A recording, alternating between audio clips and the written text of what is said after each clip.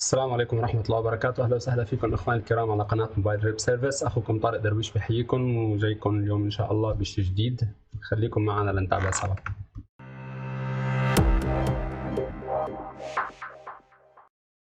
السلام عليكم يا شباب. اليوم بإذن الله جاينا معنا ايباد اير 2. هذا الايباد فيه مشكلة إنه ما عم بيعمل ستارت اب، يعني ما عم بيشتغل، وبنفس الوقت ما عم بيشحن.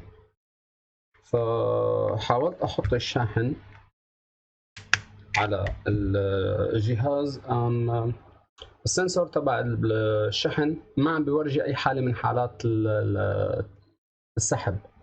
فمره ثانيه حاولت اقلب الشاحن والنتيجه نفسها. فنحن ما عارفين يا هل ترى نحن عندنا شورت ولا عندنا مشكله شحن بالجهاز. انا كل اللي عملته اني فتحت الجهاز وجهزته للعمل. طبعا تختلف طريقه فتح الايبادات من شخص لشخص، كل انسان له اسلوبه وله طريقته بفتح الجهاز.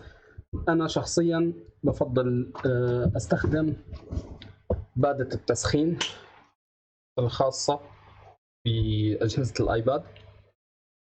مفيدة جدا وبنفس الوقت سهلة الاستخدام وسريعة بالعمل.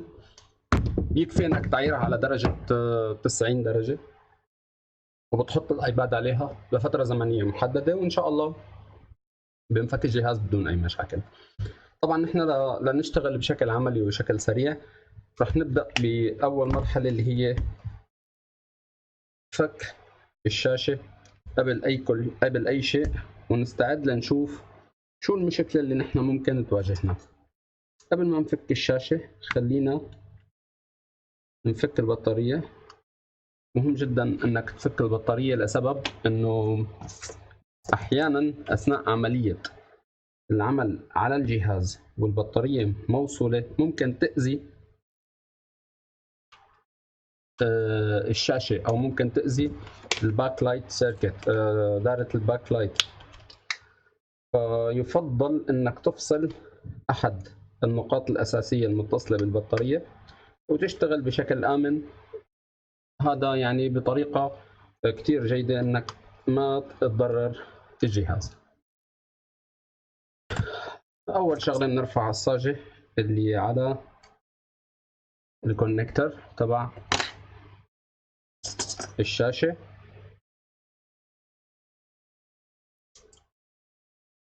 كونكترات التاتش. وهذا الايباد قدامنا. كيف فينا نحدد العطل ومن وين فينا نبدا؟ طبعا الكونكتر رايح على مجموعة وصل، منها بيخرج الفولت لدائرة الشحن ومنها بيرجع باتجاه البطارية. فخلينا نشوف أول شيء هل يوجد مسار الشحن واصل. لحتى نعرف مسار الشحن خلينا أول شيء نفتح المخطط ونتابع المخطط.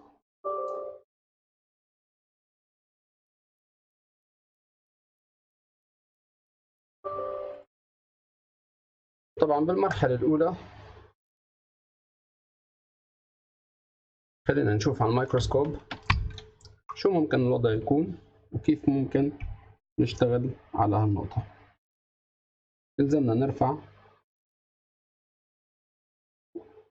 الفلات اللي هون، هذا الكونكتر تبع الفلاتة الشحن.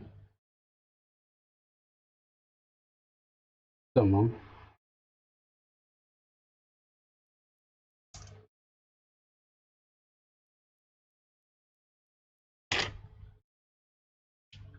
أنا عندي المفروض لما أحط الشاحن، راح أحط وصلة الشحن، أفحص بمقياس الفولت.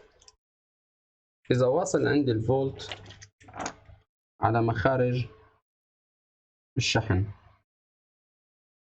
طبعا هذا المدخل الأساسي، المداخل الأساسية عم بيعطيني إنه عندي 5 فولت. فهذا بيأكد إنه أنا الكونكشن اللي جاي أو الوصل اللي جاي، الكهرباء اللي جاي من الشاحن باتجاه مدخل البطارية واصل، أو مدخل الشحن واصل. فأنا ما عندي مشكلة على مستوى مدخل الشحن. فهي مشكلتي بهالحالة بتكون بمجال ثاني، هي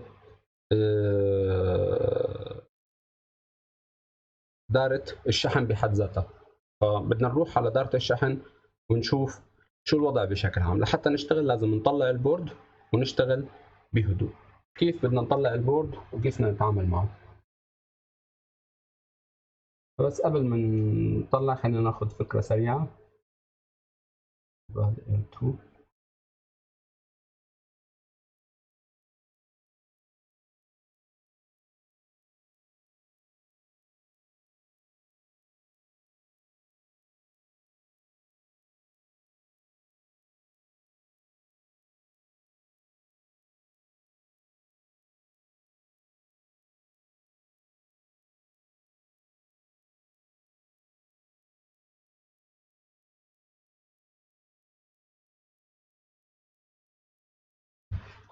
تمام.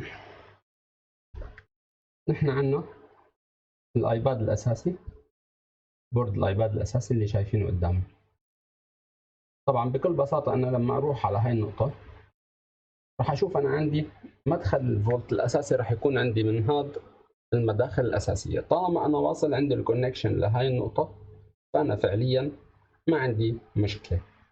المكان الثاني اللي لازم اشيك عليه مباشرة بعد هالمرحلة هاي، انا عندي ملف هون.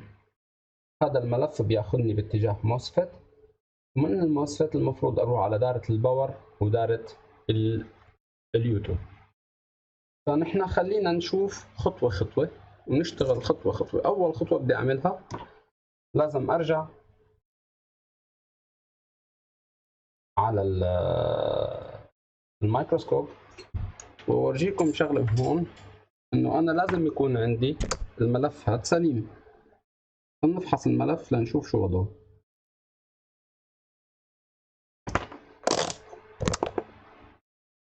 نفحص الملف سليم، ما عندي مشكلة بالملف. فرح ننتقل للخطوة الثانية، نشوف كيف بدنا نفك البورد ونتعامل مع هالموضوع. فبيلزمنا انه اول خطوة نعملها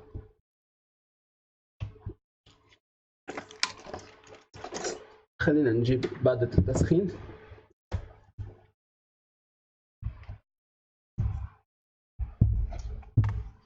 مثل ما شايفين بتساعد بكتير الامور وسهل استخدامها، فما راح تعمل لي مشاكل وما راح اعاني من موضوع اني افك البورد باي شكل من الاشكال. فالخطوة الاولى بعملها بشغل البورد، بشغل السخانة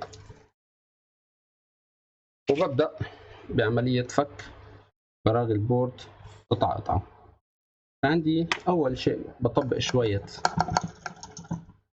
كحول بهذا المكان لحتى أنزع الغلاف المطاطي اللي بيحمي موقع البراغي. عندي موقعين أساسيين متخبيين تحت هالفلاتة، فنفكهم.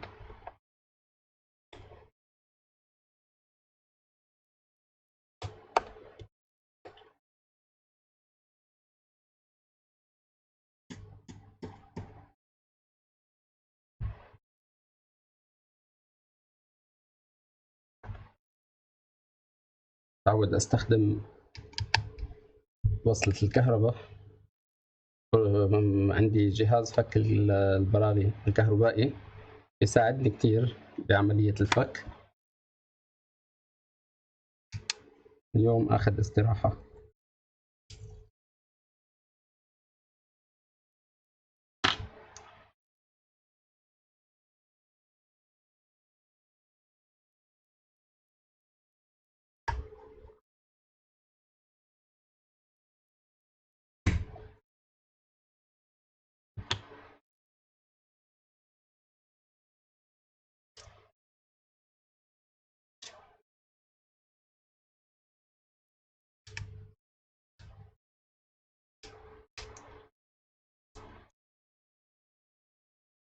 طبعا انتبه كتير على موضوع الفلاتات. في عندي أنطين هون لازم أفكه. عندي فلاتة هون تحت الأنطين، كاميرا، عندي صاجة تشغيل الخاصة برفع الصوت وتوتيل الصوت.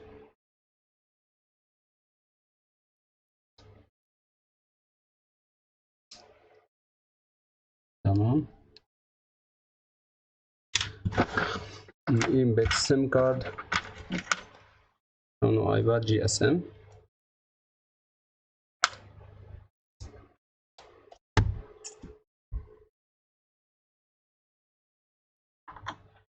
بنبلش نفك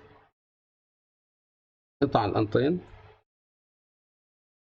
1 2 عفوا هدول قطع الغلاف اللي محطوط على السبيكر. تمام. في عندي هذا الهوائي نفكه من هون، فينا نفكه من هون إذا مش حابين نفك الفلاتة كاملة، بس أنا بتخيل بدنا نفكه لأنه بدنا نشتغل على الصاجة كاملة فيلزم إنه نفكه، فخلينا نفك الصاجة كاملة.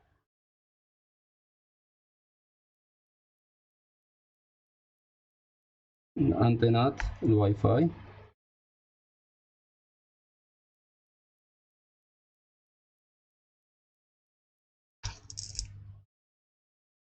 تقريبا الايباد صار جاهز لنفكه.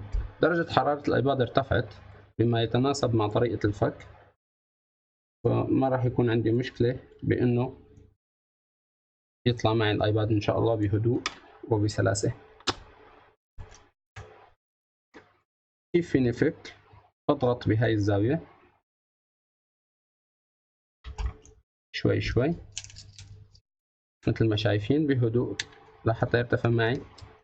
في عندي اللاصق مثل ما شايفين طلع الايباد بكل سلاسة. هلا ما عاد لنا شغل بالحماية،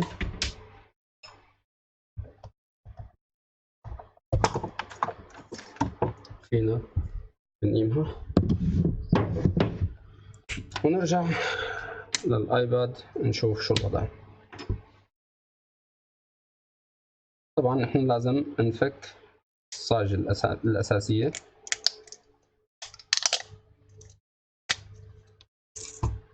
هيك الايباد انكشف قدامي بشكل كامل. خلينا نبدأ مرحلة الفحص ونشوف شو المشكلة اللي ممكن تكون عندي. هذا الايباد بياخد موديل A1 مثل ما نحن شايفين اذا واضح عليكم، U2 A1 اي سي الشحن الخاصة بهذا الايباد. طبعا ممكن ينعمل له ابجريد لل A2 ماكسيموم وبيتعامل معنا بشكل جيد. طيب يا هل ترى الايباد شغال؟ هل الايباد شغال ولا لا؟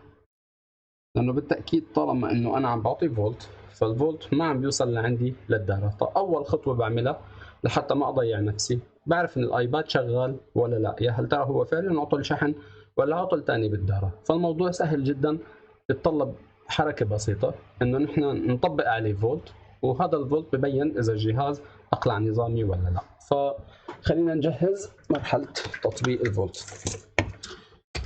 بيلزمنا نحن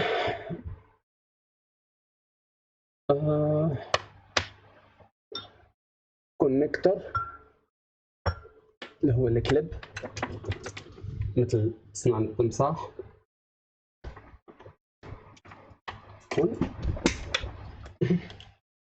بيلزمنا الكليب العادي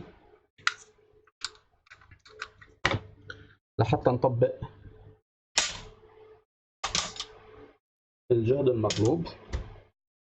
الجهد المطلوب اللي لازم يتطبق بهذا الشكل عندي، إذا قلبت البورد بهذا الشكل هيك، الموجب من هذا الطرف والسالب من هذا الطرف.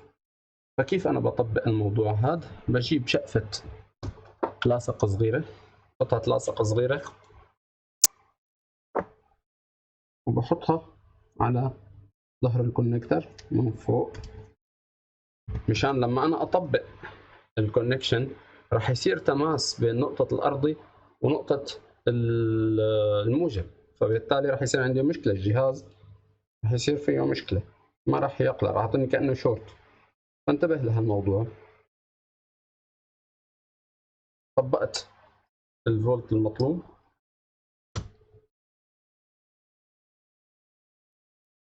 فيني اشغل اول شيء واتاكد، بعدين راح اركب الشاشه واتاكد انه الجهاز ممكن يشتغل. الوضع طبيعي، ما عندي شورت، راح اعطيه 5 فولت، اقلع الجهاز. طيب راح نورجيكم هلا كيف ممكن يقلع الجهاز معنا بدون مشاكل. راح نتفرج سوا. مثل ما شايفين انا مطبق الدارة. راح ناخد نحط التاتش،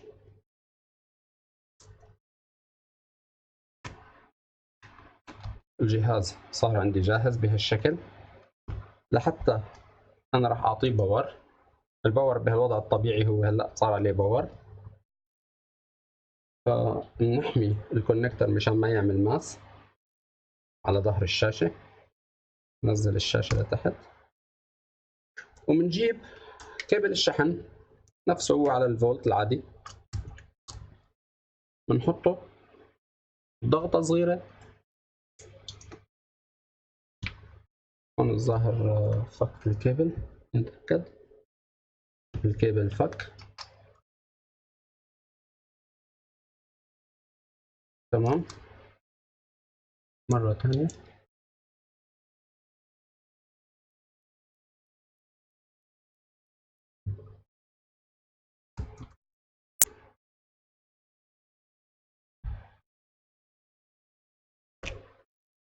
أقلع الجهاز مثل ما شايفين معي. بهاي المرحلة أنا صرت عارف إنه الموضوع عندي موضوع فقط يوتيوب. طبعا رجع طفى الجهاز، طبيعي يطفي لأنه جهاز الآيباد حساس جدا لسنسور البطارية، فإذا كان صعب جدا إنك تتحكم بالايباد انه يقلع عن طريق الباور سبلاي.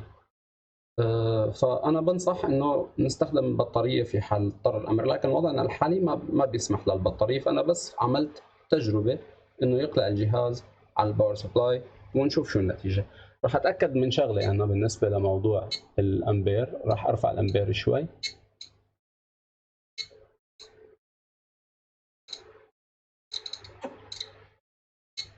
طيب راح نجرب مره ثانيه نقلع الجهاز.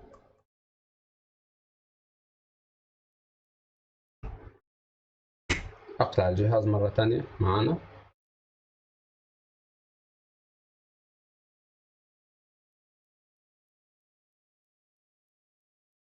ورد طفى مره ثانيه. هذا بأكد الكلام اللي حكيناه. فنحن مباشرة رح نعمل الحركة التالية نتأكد منها. أول شيء بنفك الشاشة بهدوء،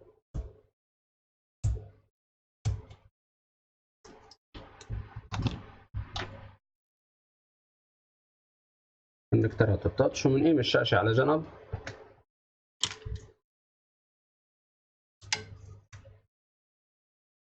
وبنرجع للميكروسكوب لنشوف كيف بدنا نعمل مع الدارة. طبعا على حسب المخطط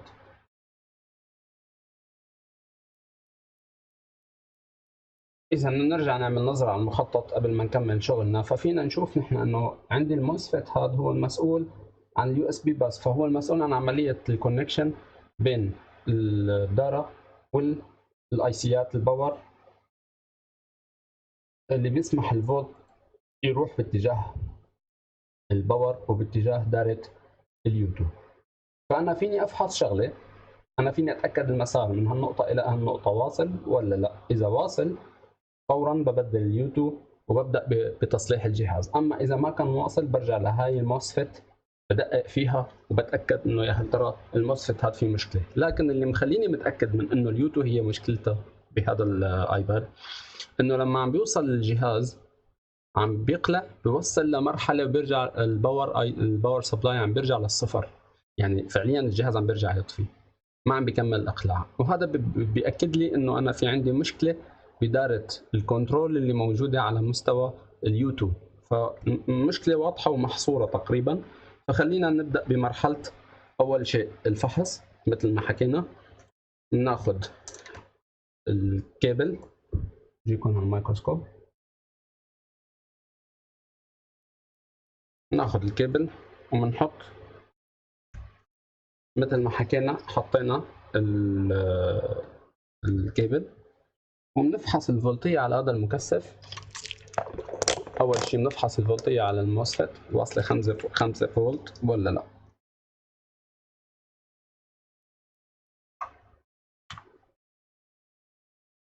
هذا هو الموسفيت الأساسي. إذا فحصنا هون راح يعطيني 5.1، هو نفس قيمة الخرج تبع الشاحن. هلا بروح للطرف الثاني بشوف النقطة هاي النقطة للإنيبل. النقطة الثانية هون عم بيعطيني عليها 5 فولت. نقطة الإنيبل هي النبضة اللي بتيجي من الباور سبلاي، من الباور اي سي. ما بتهمني أنا، بهمني هاي النقط الثلاثة عم بيعطيني 5 فولت، معناته طالع من الموسفيت 5 فولت. بنروح بنقيس عند هاي النقطة، واصل 5 فولت. فأنا واصل لعندي 5 فولت على دارة اليوتيوب. هلا حاليا مباشرة الخطوة الثانية اللي بدنا نعملها انه بدنا نغير اليوتيوب بشكل سريع، نغيرها بشكل آمن. فيني استخدم أكثر من طريقة لتغييرها، بيهمني انها تكون آمنة وسليمة. برفع شوي طرف الصاجة،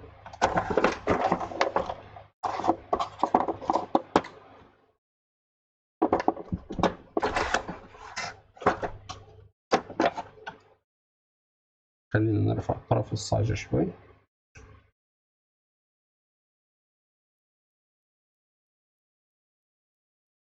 لحتى نكشف الاي سي بشكل جيد.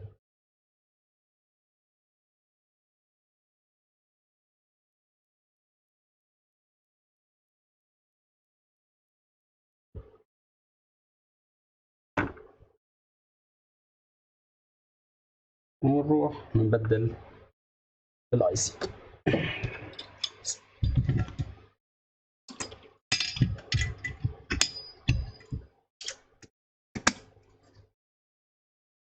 نحط شوية فلكس أول شيء،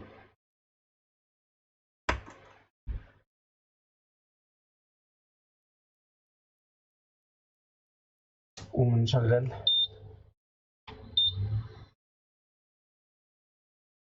حرارة تتناسب مع الاي سي والبورد.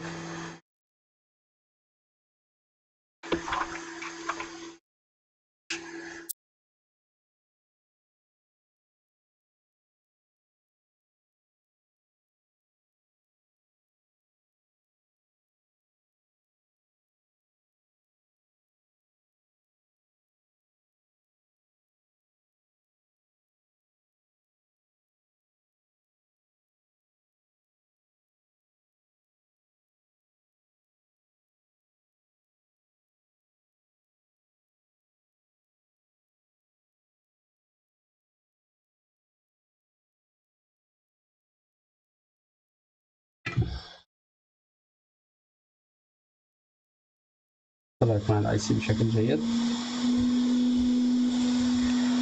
بننظف القواعد اللي موجودة على أرضية الاي سي لحتى تنزل الاي سي الجديدة بدون مشاكل. دائما اعتمد مبدأ التنظيف في العمل لحتى تكون مرتاح ومتأكد انه شغلك عم بيكون سليم، ما مضطر انك ترجع تشيك الشغل مرة ثانية ويصير عندك مشكلة وزبط وما زبط. يعني انت بحاجة لانك تكسب الوقت وما يضيع عليك الوقت اللي عم تشتغل فيه. فنجيب الشيلد ونجيب السولدر وبنحط تطبيق شوية حرارة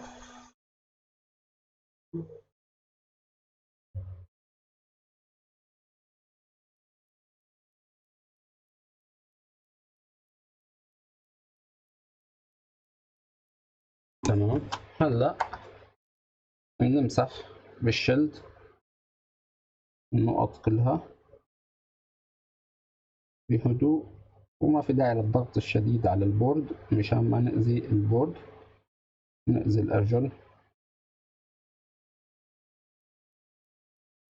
تمام.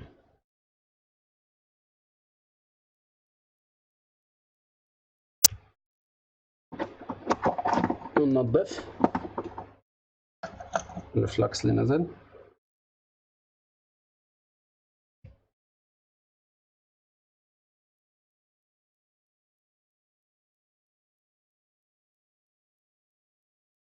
تمام. هلا بنبدل اليوتيوب بقطعة جديدة.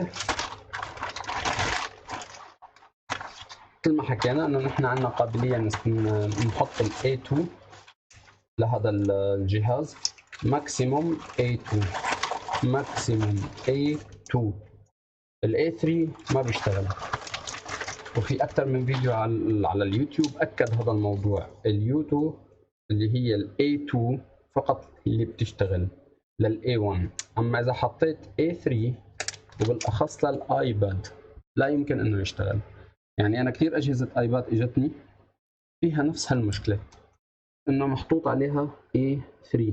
A3 غير قابل انه يشغل الايباد.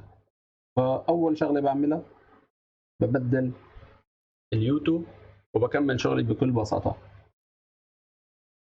فمثل ما شايفين هلا حطيناها.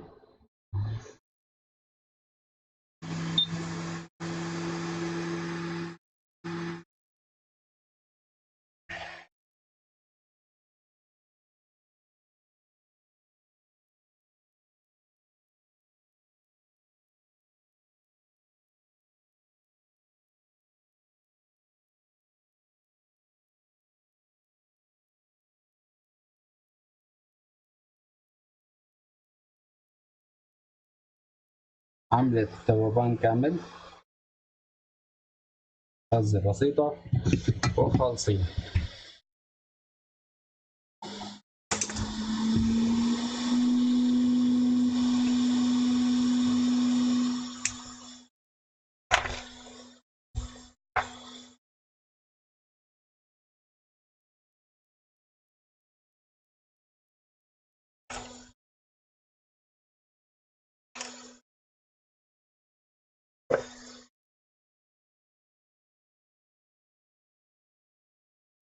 ننظف مكان اللي اشتغلناه.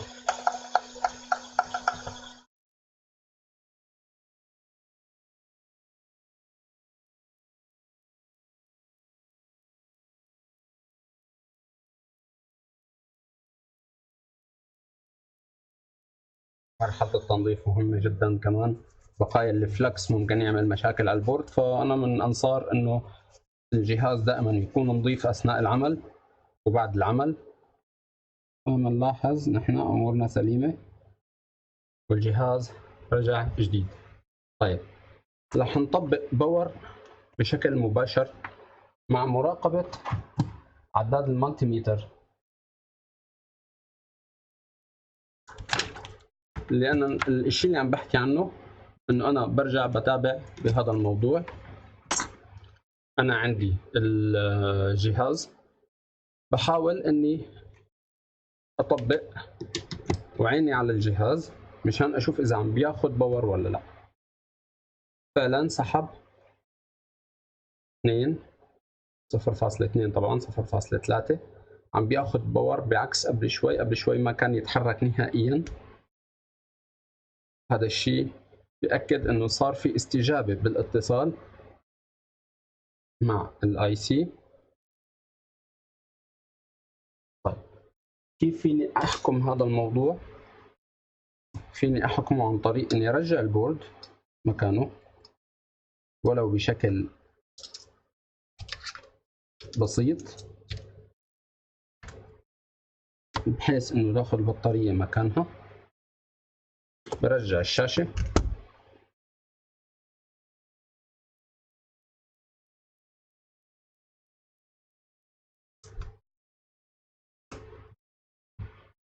احط برغي للبطارية،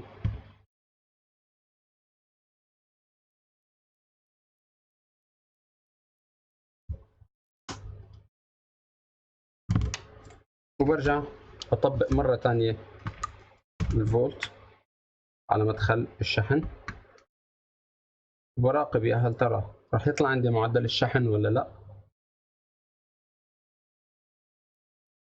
ما طلع عندي معدل الشحن،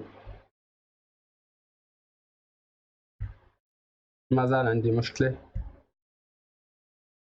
مش واضحة. طيب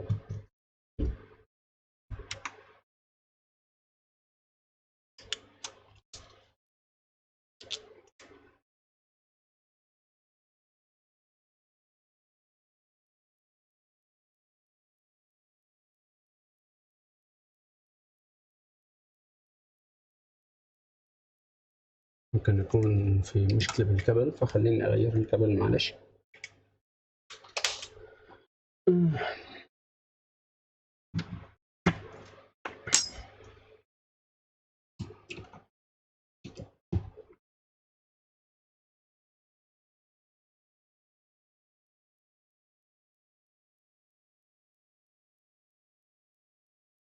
أخذ ضمن 11 فولت وفصل.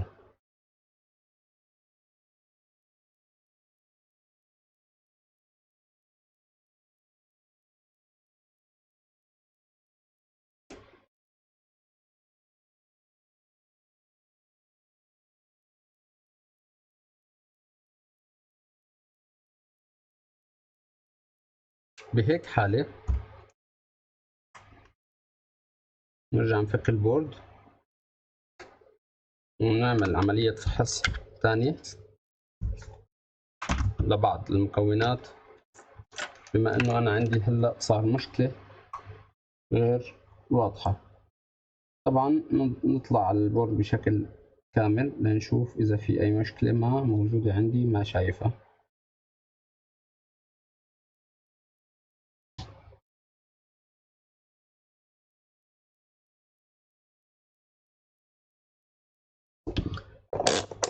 نحط على وضعية الزمور ونبدأ بالفحص.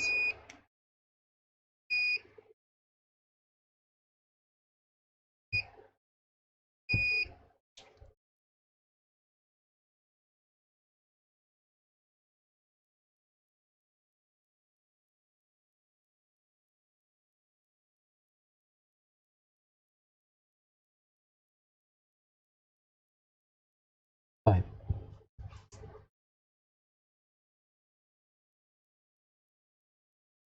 نرجع بنأكد مرة ثانية، بنحط الفولت وبندور على المسار تبع مسار الفولت بشكل كامل لنشوف إذا في عندي مشكلة. أنا عندي النقطة أرضي 5، عفوا أنا ما حاطط الميكروسكوب. هاي مشكلة بدنا نلاقي لها حل، هاي مشكلة بدنا نلاقي لها حل.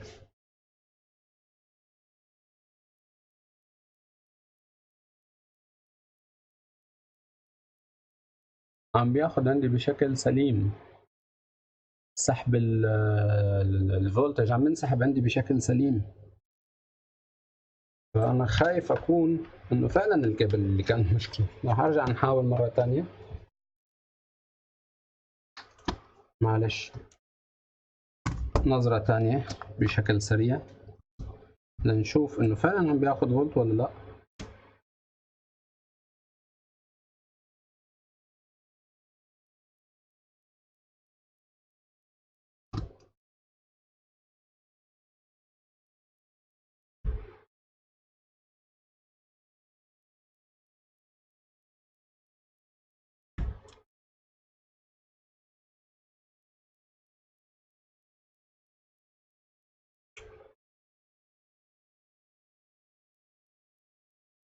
الظاهر عندي هون في خطأ ما بالوصلة، لأنه لما عم بهز الوصلة عم تشتغل معي بشكل جيد.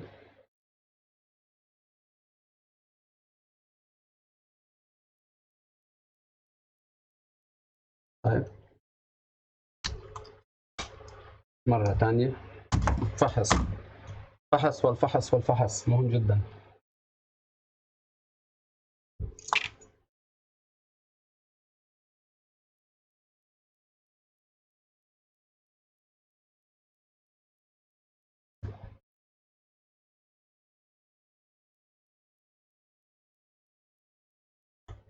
طيب ممكن نفحص مخرج البطارية، نشوف البطارية بحد ذاتها فيها مشكلة، لأنه إذا كانت البطارية فيها مشكلة كمان ممكن يأثر على عملية الشحن.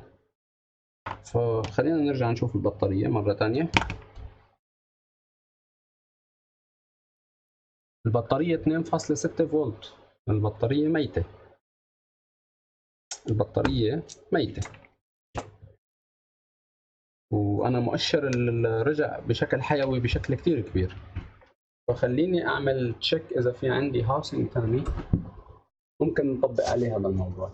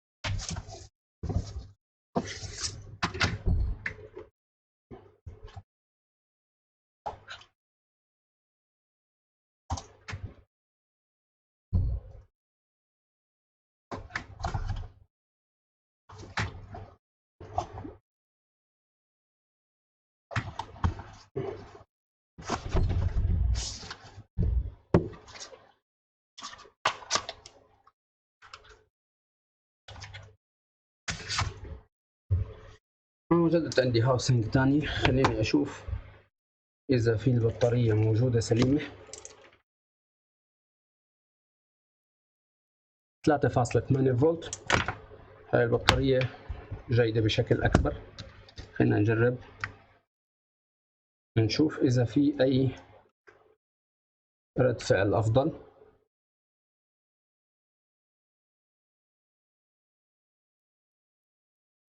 فعلا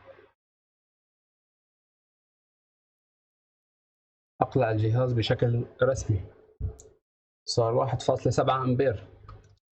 خليني أورجيكم، نرجع نطبق مرة تانية.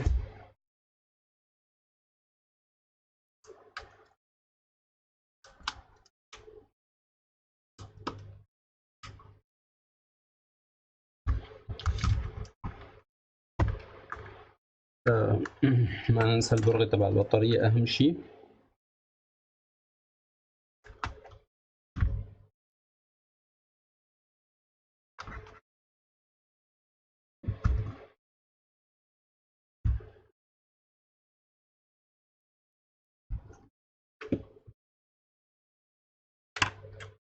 طبعا هي المشكلة ما كانت فقط البطارية، لما أنا حطيت البورت الأساسي، لما شغلت البورت الأساسي أقلع الجهاز،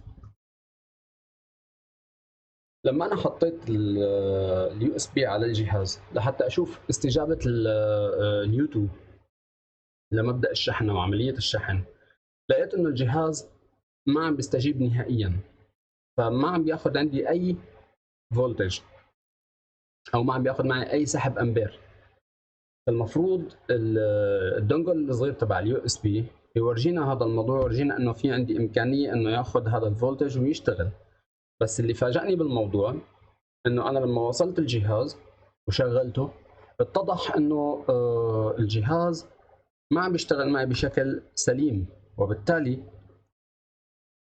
حكمت على اليوتيوب. فعلا لما غيرت اليوتيوب حطيت الجهاز عم بيورجيني انه عم بياخذ سحب، بس المشكلة الأكبر إنه البطارية ما عم تستوعب أو ما عم تقدر تستقبل الفولتج. طب أنا شو فيني أعمل؟ يا ترى راح أكب البطارية أو فيني أستخدمها؟ في إمكانية إنه أنت تعمل جهد إضافي على البطارية لحتى ترفع من أدائها شوي، ترفعها للفولت المطلوب وبعدين تشحنها عن طريق الجهاز، فاحتمالية إنه تشتغل واردة. بس بشكل عام أنت الفكرة اللي عم تشتغل فيها هي فكرة سليمة جدا، إنه أنا فحصت اليوتيوب ما عندي مشكلة، عندي مشكلة فيها، بدلت اليوتيوب، رجعت فحصت مرة تانية ما عم بياخد شحن، فحصت البطارية، البطارية ميتة. فلما تكون البطاريه نازله عن جهد 3.1 او 3.2 كحد ادنى، خلص البطاريه بالنسبه لي صار عمرها كثير ضعيف، فانا ما فيني استفيد منه. فانا شو فيني اعمل بهالحاله بالبطاريه؟ اكبها ولا اخليها؟ يعني 3.4 اللي شفتها قبل شوي اعطيني 34% تقريبا، ف 2.8 يعني البطاريه شبه ميته. فخلينا نشوف انا اذا فيني اعمل حركه اضافيه، اللي هي اني احاول اعطي قوه، اطبق شحن على البطاريه واشوف اذا ممكن افيد البطاريه وارجع ارفعها. كيف بطبق شحن على البطاريه وبتعامل معها؟ البطاريه بتاخذ 3.7 فولت كحد اقصى، 3.7 فولت كحد اقصى. فانا ما بحاول اطبق اكثر من 3.7 فولت على البطاريه مشان ما اضربها. انا شو راح اعمل؟ اول شيء راح اوصل رباط الشحن. وهلا عندي بروبين للشحن، موجب والسالب. بضبط على 3.7، بشغل. قبل ما بحط السالب وبستعد لاني احط الموجب، وعيني على الباور سبلاي لاشوف قديش قيمه السحب اللي راح تكون. عم بسحب 0.6 امبير، يعني 600 ملي امبير. فانا بهالحاله هاي بحاول اطبق فتره زمنيه محدده على هاي البطاريه فولت لحتى اعطيها جهد اقلاع.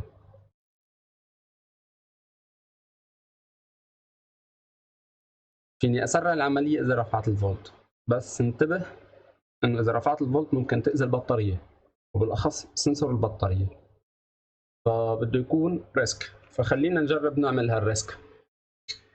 هاي رفعتها لل 4.7 فولت، يعني فولت كامل اضافي، 1 فولت اضافي. ونرجع مره ثانيه بنطبق الفولت لنشوف. سحب في 1.4 امبير،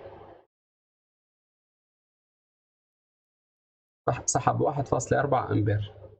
تذكر انه العمليه هاي مش كتير جيده، بس يعني نوعا ما بتنشط البطاريه شوي، خاصه انه اذا كان الجهاز صار له فتره زمنيه طويله ما عم يشتغل، فاحتمال كبير ما يشتغل معي وما يعمل عمليه الشحن. فعليا الجهاز صار له تقريبا شي حوالي تقريبا شهر، على راح عند الزبون الفلاني وراح على المحل الفلاني وما تصلح، وتصلح والزبون بده يصلحه لا بطل بده يصلحه ورجع غير رأيه، بعد له شي شهر زمان الجهاز واقف. وخلقا تكون البطارية أساسا تكون مستهلكة، فيعني كمل عليها. طيب هلا إذا نحن مثل ما كنا بنتذكر كان الفولت 2.8، فراح نشوف هلا الفولت قديش راح يكون بعد هالعملية البسيطة اللي صارت 3.2. ممتاز. قدرنا نرفع الجهد شوي لفوق. نرجع بنكمل ضغطة صغيرة وبنكمل حديثنا اللي أنا مبسوط معاكم فيه.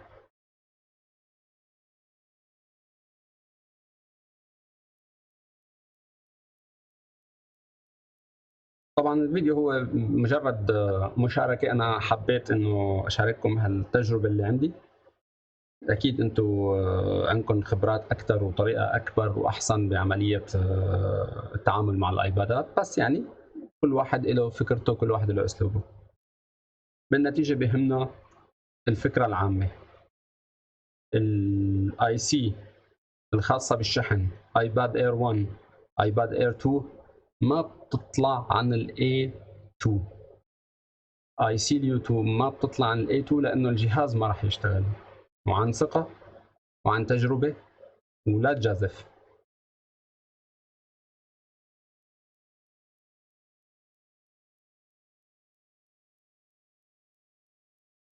كانت الفولت 3.2 راح نشوف هلا قد صار عندي كميه الفولت اللي موجوده.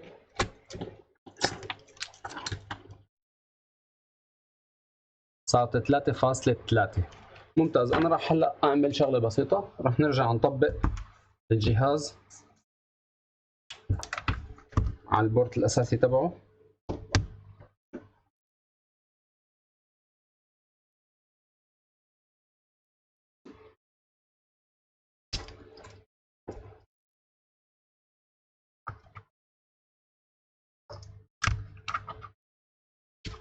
ونشوف يا هل ترى راح يقلع بعد ما رفعنا جهد البطارية.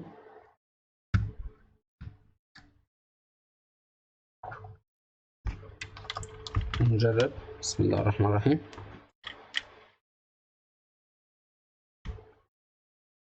فعلا سحب 2.4 فولت، وهي إشارة البطارية إذا مبينة عليكم.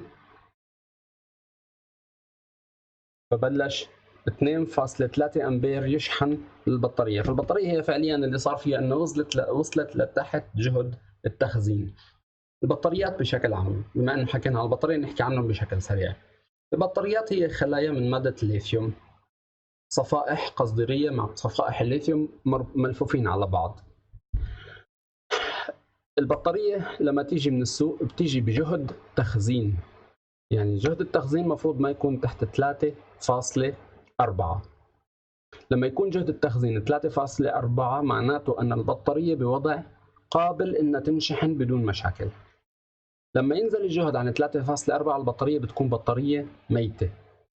فإذا لقيت البطارية عم تعطيك 3.1 2.7 2 0، البطارية بحاجة لشحن أو تشريج، أو بمعنى آخر مش تشريج عن طريق الجهاز، بدك تعطيها نهض عن طريق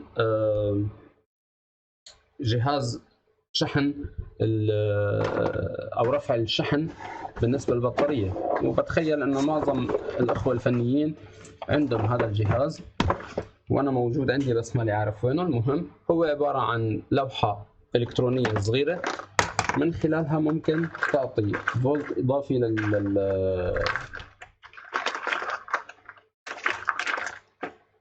للأسف ما عم بقدر ألاقيها.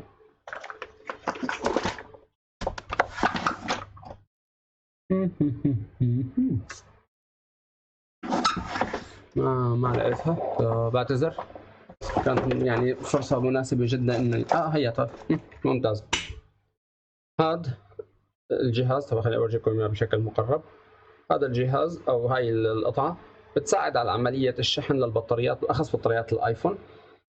ممكن أنت تحط البطارية مع اليو اس بي. طبعا ما بحطها على 5 فولت أبدا، ما بجرب أحطها على الشاحن الرئيسي مباشرة، بحطها على باور سبلاي ماكسيموم 4 فولت، وبعطي شحن للبطارية ومراقبة الأمبير. إذا كان الأمبير عم بينزل بشكل سريع، يعني المفروض من الطبيعي البطارية فاضية بحاجة إنك تحطها على جهاز الفولت، فالمفروض تسحب معك مثلا، خلينا نعطي رقم افتراضي لأنه البطاريات بأشكالها وأنواعها بتختلف سحبها. خلينا نقول إنه بتاخذ 1 أمبير، المفروض بعد 30 ثانية لدقيقة تنزل ل 950 أو 980 ملي أمبير. إذا نزلت بشكل سريع لل 600 معناته في مشكلة كبيرة، البطارية ما راح تستمر معك. واذا حطيتها على الباور سبلاي لقيتها سحبتها اكثر من 2 امبير، لانه بتعرف الباور سبلاي عم تعطيك لحد 3 امبير او 5 امبير حسب شو ضابط انت الباور سبلاي. فاذا عم تعطيك لحد 2 امبير معناته اعرف انه في عندي شورت بالبطاريه، كمان عمرها ما راح يكون طويل معي. فكيف بتعامل مع البطاريه؟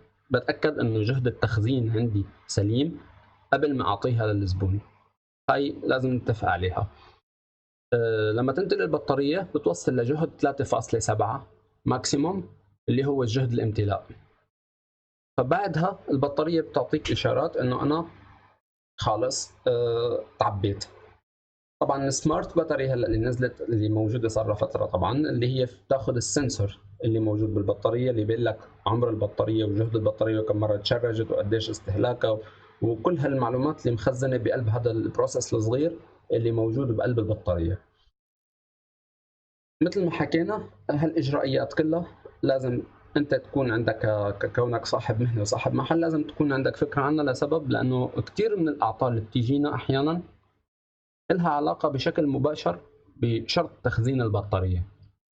وانا شخصيا صارت معي بايفون 8.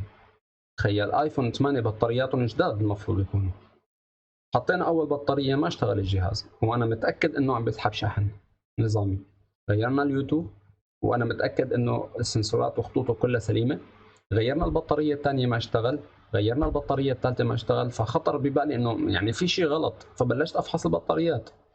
لقيت انه البطاريات جهدها صفر، مع العلم انه الاربع او ثلاث بطاريات انفتحوا من العلبه، يعني طلعتهم من العلبه جديده.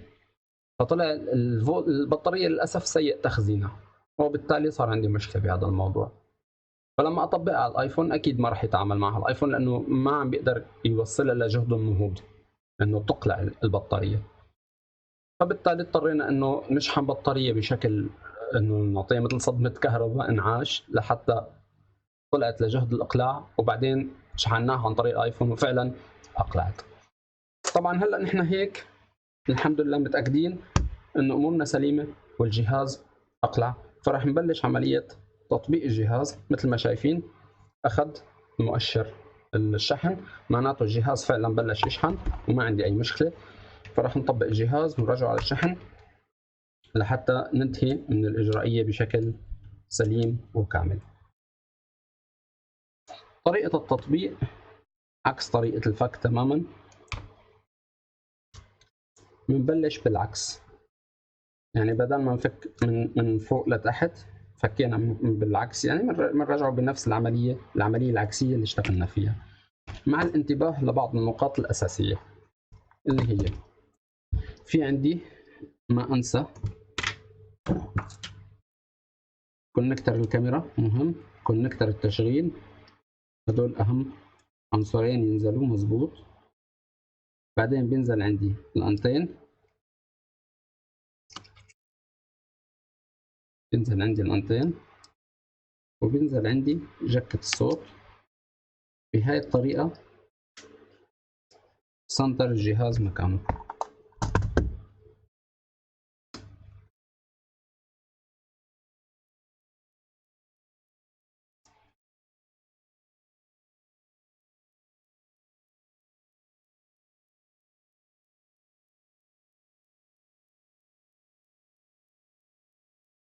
فتحت الميكروسكوب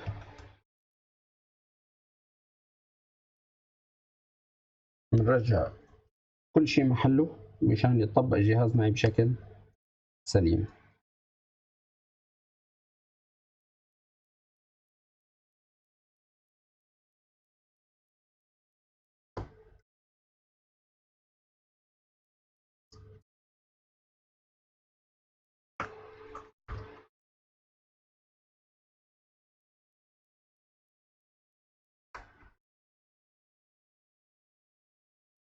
عندي هون المفروض كان نتأكد منه قبل.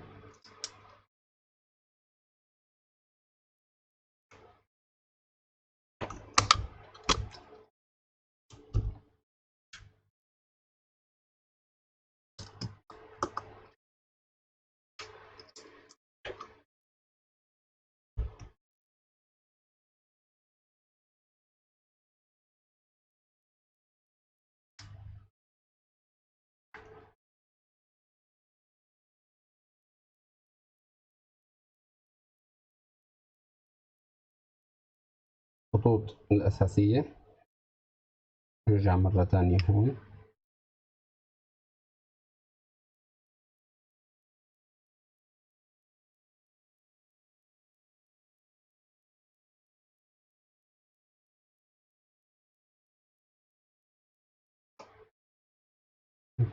الفلاتة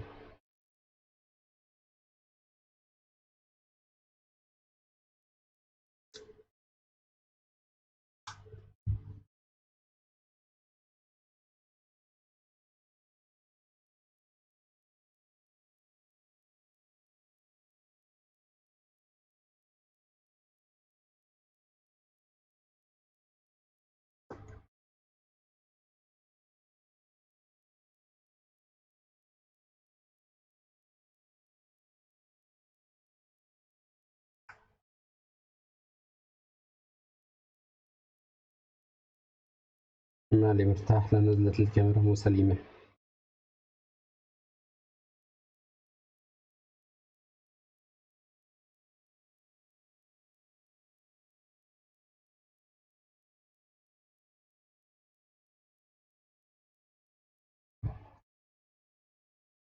تمام، نرجع لهون.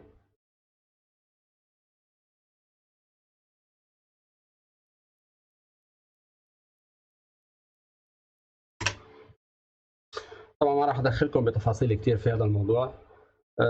بهاي الطريقة بتخيل انه نحن بعد ما نشحن الجهاز معنا بنقدر ننهي الحلقة وانا فيني اطبق الجهاز بامان. نستودعكم الله، وان شاء الله تعالى نلقاكم بحلقة جديدة.